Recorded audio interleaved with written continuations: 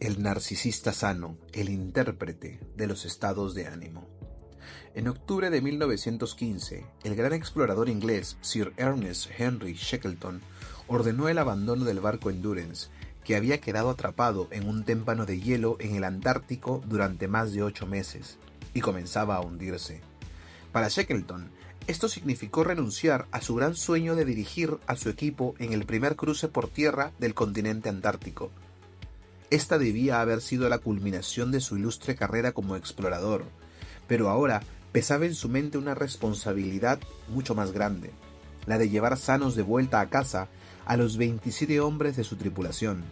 La vida de estos dependía de las decisiones que él tomara cada día. Para cumplir esta meta, enfrentaba muchos obstáculos: el duro clima invernal, a punto de abatirse sobre ellos, las corrientes a la deriva que podían llevar el témpano en que se encontraban en cualquier dirección, los días venideros sin luz, las menguantes provisiones de alimentos, la falta absoluta de contacto por radio o de un barco que los transportara. Pero el mayor peligro de todos, y al que más temía, era la moral de su gente. Bastaría con que unos cuantos descontentos propagaran el rencor y la negatividad para que pronto los demás dejaran de esforzarse, se desentendieran de él y perdiesen la fe en su liderazgo. Una vez que esto sucediera, cada quien vería por sí mismo lo que en este clima podía representar con facilidad el desastre y la muerte. Él tendría que monitorear el espíritu de su grupo con más atención todavía que el inestable clima. Lo primero que debía hacer era adelantarse al problema y contagiar a la tripulación del ánimo apropiado. Todo comenzaba con el líder. Así, tendría que ocultar sus dudas y temores. La primera mañana, en la placa de hielo, se levantó más temprano que los otros y preparó una ración extra grande de té caliente. Mientras lo servía él mismo a sus compañeros, sintió que lo miraban en busca de señales de cómo encarar su aprieto, así que mantuvo un ánimo ligero y se refirió con un poco de humor a su nuevo hogar y la oscuridad que se avecinaba. Ese no era el momento para que expusiera sus ideas acerca de cómo saldrían de ese atolladero, pues eso los pondría demasiado ansiosos. Él no verbalizaría su optimismo sobre las posibilidades, pero lo dejaría sentir en su actitud y lenguaje corporal, aun si tenía que falsearlo. Todos sabían que permanecerían ahí el invierno siguiente. Necesitaban distracciones, algo en que ocupar la mente y mantener su espíritu en alto. Con ese propósito, Shackleton elaboraba cada día una lista de deberes en las que describiría quién haría qué. Intentaba resolverla lo más posible, cambiar de integrantes en los grupos y confirmar que no realizaran la misma tarea demasiado a menudo. Cada día había una meta sencilla por cumplir: algunos pingüinos o focas que cazar, algunas reservas más del barco por llevar a las tiendas de campaña, la construcción de un mejor campamento. Al final de la jornada se sentaban en torno a la hoguera sintiendo que habían hecho algo para facilitarse la existencia. Con el paso del tiempo, Shackleton afinó su percepción de las variables estados de ánimos de la tripulación. Alrededor de la fogata se acercaba a conversar con cada miembro del equipo. Con los científicos hablaba de ciencia, con los dados a las artes hablaba de sus poetas y compositores favoritos. Adoptaba su espíritu particular y prestaba atención a los problemas que experimentaban. El cocinero se mostraba muy ofendido porque tendría que sacrificar a su gato, dado que ya no había con qué alimentarlo. Shackleton se ofreció a hacerlo en su lugar. El médico a bordo estaba agobiado por el trabajo pesado. En la noche cenaba despacio y suspiraba fatigosamente.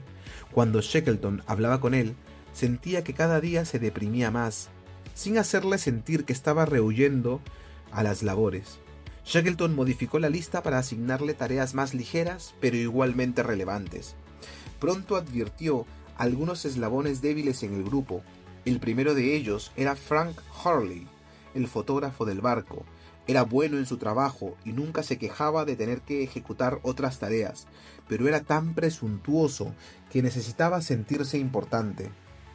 Así, durante uno de los primeros días en el hielo, Shackleton se esmeró en pedirle su opinión sobre todos los asuntos significativos, como las reservas de alimentos, y en elogiar sus ideas. Además, le pidió que se alojara con él en su tienda, lo que hizo que se sintiese más importante que los demás, y le facilitó a Shackleton no perderlo de vista. El piloto, Hubert Hudson, reveló ser muy egoísta y un pésimo escucha que más bien requería permanente atención. Shackleton hablaba con él más que con los otros, y también lo ubicó en su tienda. A los demás sospechosos de latente descontento los dispersó en varias tiendas, para diluir su posible influencia.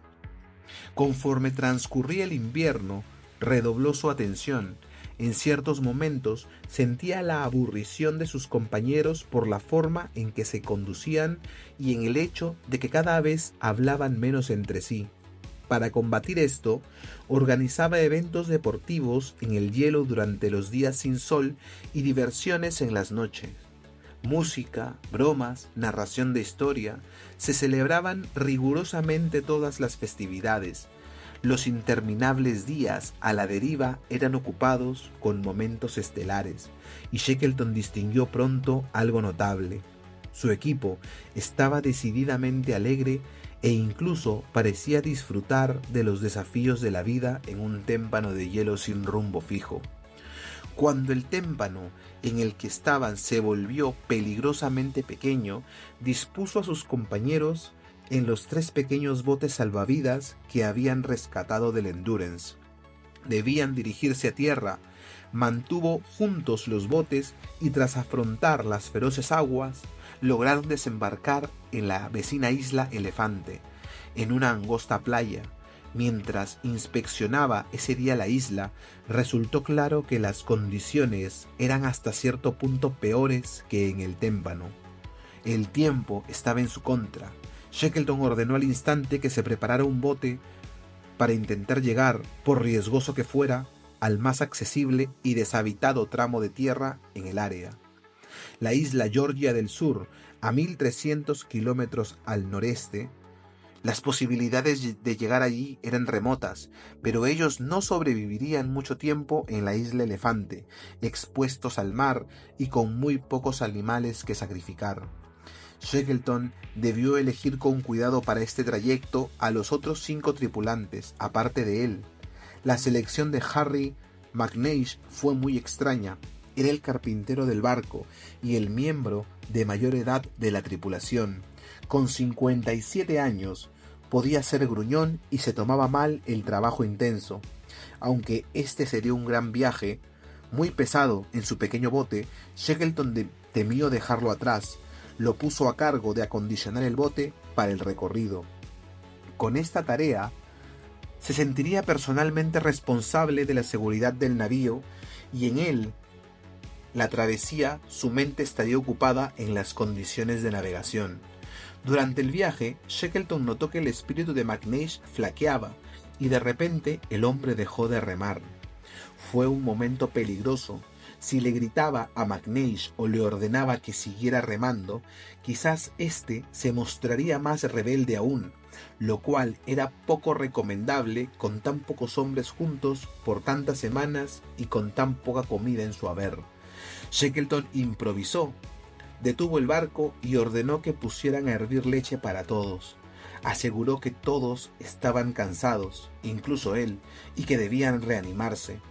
McNeish se libró de la vergüenza de que se le señalara, y Shackleton repitió este truco tanto como fuese necesario por el resto del trayecto. A unos kilómetros de su destino, una súbita tormenta los obligó a retroceder.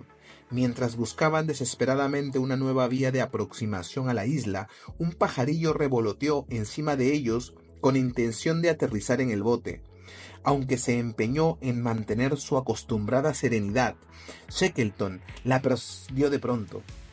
Se puso en pie y se abalanzó con violencia para tratar de ahuyentar al ave en medio de maldiciones. Casi de inmediato se avergonzó y se sentó de nuevo. Durante 15 meses había tenido bajo control sus frustraciones por el bien de su equipo y para mantener la moral. Había establecido el tono. No era momento ahora de tirar todo eso por la borda. Minutos después, bromeó a sus expensas y se juró no repetir jamás esa conducta, por presionado que estuviera.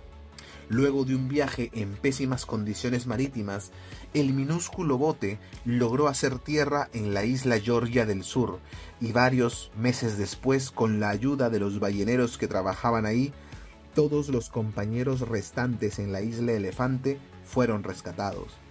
Si se considera que todo estaba en su contra, el clima, el imposible terreno, los botes diminutos y sus magros recursos, este es sin duda uno de los casos de supervivencia más notables de la historia. Poco a poco corrió la voz acerca del papel que el liderazgo de Shackleton había desempeñado. Como lo resumiría más tarde el explorador Sir Edmundo Hillary, para el liderazgo científico de M. Scott, para un viaje rápido y eficiente a Amundsen, pero cuando se está en una situación sin remedio ni salida aparente, no queda más que ponerse de rodillas y pedir la presencia de Shackleton.